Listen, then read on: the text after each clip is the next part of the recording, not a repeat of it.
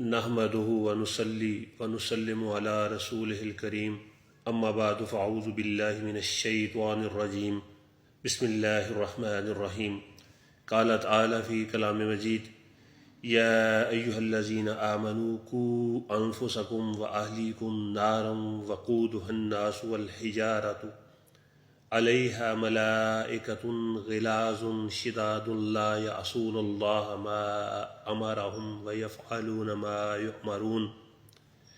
اے ایمان والو، اپنی جانوں اور اپنے گھر والوں کو اس آگ سے بچاؤ جس کا ایندھن آدمی اور پتھر ہیں، اس پر سختی کرنے والے طاقتور فرشتے مقرر ہیں جو اللہ کے حکم کی نافرمانی نہیں کرتے اور وہی کرتے ہیں جو انہیں حکم دیا جاتا ہے۔ اولاد ایسی چیز ہے جس کی خواہش ہر انسان کے اندر رکھی گئی ہے۔ اولاد سے شفقت ہر جاندار کے دل میں رکھی گئی ہے۔ اللہ تعالیٰ نے اولاد سے تڑپتے ہوئے لوگوں کی کہانیاں بھی بیان فرمائی ہیں۔ اولاد کی خواہش تو انبیاء اور اولیاء بھی کرتے رہے ہیں۔ اس سلسلے میں آپ دیکھیں کہ حضرت حنہ جو کہ حضرت مریم رضی اللہ تعالیٰ عنہ کی والدہ تھیں، ایک زمانے تک آپ کے ہاں اولاد پیدا نہیں ہوئی تو آپ مایوس ہو گئے، اور یہ صالحین کا خاندان تھا، یہ سب لوگ اللہ تعالیٰ کے مقبول بندے تھے۔ ایک روز حضرت حنہ رضی اللہ تعالیٰ عنہ ایک درخت کے سائے میں ایک چڑیا دیکھی جو اپنے بچے کو دانہ کھلا رہی تھی۔ یہ دیکھ کر آپ رضی اللہ تعالیٰ عنہ کے دل میں اولاد کا شوق پیدا ہوا اور بارگاہ الہی میں دعا کی، یا رب اگر تو مجھے بچہ دے تو میں اس کو بیت المقدس کا خادم بناؤں گی اور اس خدمت کے لیے حاضر کر دوں گی۔ چنانچہ جب وہ حاملہ ہوئی اور انہوں نے یہ نظر مان لی تو ان کے شوہر نے فرمایا، یہ تم نے کیا کیا؟ اگر لڑکی ہوگی تو وہ اس قابل کہاں ہوگی؟ اس زمانہ میں بیت المقدس کی خدمت کے لیے لڑکوں کو دیا جاتا تھا، اور لڑکیاں اپنے مخصوص معاملات، زنانہ کمزوریوں اور مردوں کے ساتھ نہ رہ سکنے کی وجہ سے اس قابل نہیں سمجھی جاتی تھی۔ اس لیے حضرت عمران رضی اللہ تعالیٰ عنہ کو شدید فکر لاحق ہوئی۔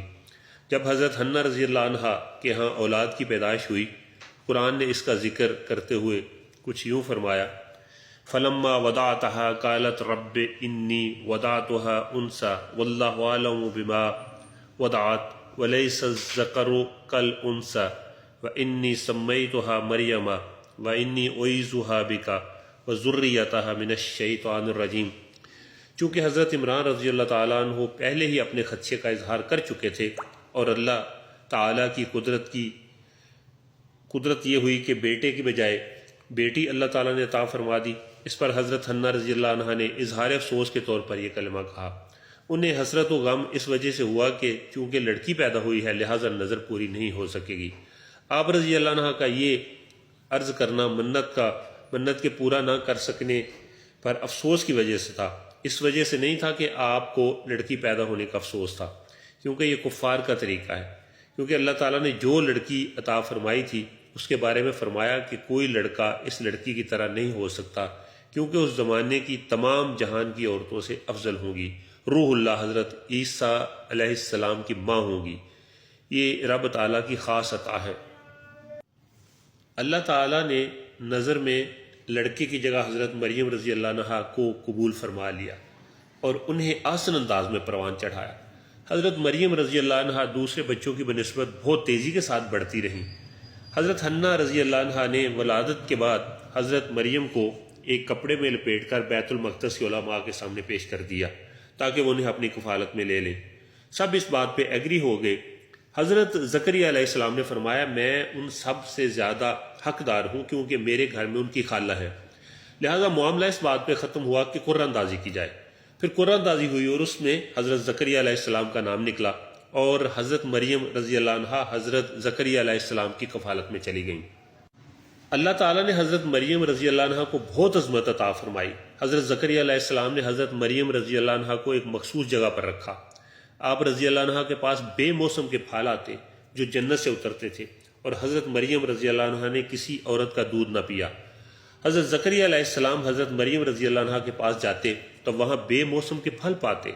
ایک مرتبہ آپ علیہ السلام نے حضرت مریم سے سوال کیا، یا مریم انا لک ھذا، اے مریم یہ رزق تمہارے پاس کہاں سے آتا ہے؟ تو انہوں نے جواب دیا، ہوا من عند اللہ ان اللہ یرزق من یشاء بغیر حساب، یہ اللہ تعالیٰ کی طرف سے ہے، بے شک اللہ جسے چاہتا ہے بے شمار رزق عطا فرماتا ہے۔ حضرت مریم رضی اللہ عنہ کا یہ کلام اس وقت کیا جب وہ جھولے میں پرورش پا رہی تھی، جیسا کہ ان کے فرزند حضرت عیسیٰ علیہ السلام نے اسی حال میں کلام فرمایا تھا۔ حضرت زکریا علیہ السلام نے جب یہ دیکھا تو خیال فرمایا کہ جو پاک ذات حضرت مریم کو بے وقت، بے موسم اور بغیر ظاہری سبب کے میوہ عطا فرمانے پر قادر ہے، وہ بے شک اس پر بھی قادر ہے کہ میری بھانج بیوی کو نئی تندرستی عطا فرما دے اور مجھے اس بڑھاپے کی عمر میں اولاد عطا فرما دے۔ اس خیال سے آپ نے دعا کی، رب حبلی من لدنک ذریۃ طیبۃ انک سمیع الدعاء۔ تو اولاد کے حصول کے لیے اللہ کے پیغمبر بھی دعائیں کرتے رہے ہیں۔ کبھی حضرت ابراہیم علیہ السلام دعائیں مانگ رہے ہیں، رب حبلی من الصالحین فبشرناہ بغلام حلیم۔ اب دیکھیے کہ پیدائش سے قبل کیا حق ہے اولاد کا۔ اسلام نے اولاد کے کچھ ایسے حقوق بیان فرمائے جو اس کی پیدائش سے قبل لازم ہے۔ وہ حق جو بچے کی پیدائش سے قبل ہوتا ہے وہ یہ ہے کہ نکاح کے لیے ایسی عورت کا انتخاب کیا جائے جو اولاد کی اچھی تربیت کر سکے۔ بیوی بچوں کی ماں ہوتی ہے اور ان پر سب سے زیادہ اثر انداز ہوتی ہے۔ شادی کے لیے اخلاق مند اور دیندار خاتون کا انتخاب ہونا چاہیے۔ ابو الاسود ایک شاعر گزرے ہیں، ایک دن اپنے بچوں سے خطاب کرتے ہوئے فرماتے ہیں، بیٹو میں نے تم پر بچپن، جوانی اور پیدا ہونے سے پہلے بھی احسان کیا ہے۔ بیٹوں نے پوچھا، آپ نے ہماری پیدائش سے قبل کیا احسان کیا ہے؟ انہوں نے جواب دیا، میں نے تمہارے لیے ایسی ماؤں کا انتخاب کیا جس کی وجہ سے تمہیں گالی نہیں دی جاتی، یعنی جو دیندار اور شریف تھیں۔ حضور صلی اللہ علیہ وآلہ وسلم نے ارشاد فرمایا، گندگی پر اگنے والے سبزے سے بچو۔ ایک واقعہ حضرت عمر فاروق رضی اللہ تعالیٰ عنہ کا تو آپ سب نے سن رکھا ہے۔ حضرت اسلم رضی اللہ تعالیٰ عنہ فرماتے ہیں، امیر المومنین حضرت عمر بن خطاب رضی اللہ تعالیٰ عنہ ایک رات مدینہ منورہ کی ایک گلی سے گزر رہے تھے کہ آپ چلتے چلتے اچانک ایک گھر کے پاس رک گئے۔ اندر سے ایک عورت کی آواز آ رہی تھی، بیٹی دودھ میں تھوڑا سا پانی ملا دو۔ لڑکی یہ سن کر بولی، امی جان کیا آپ کو معلوم نہیں کہ امیر المومنین حضرت عمر بن خطاب رضی اللہ تعالیٰ عنہ نے کیا حکم جاری فرمایا ہے؟ اس کی ماں بولی، بیٹی ہمارے خلیفہ نے کیا حکم جاری فرمایا ہے؟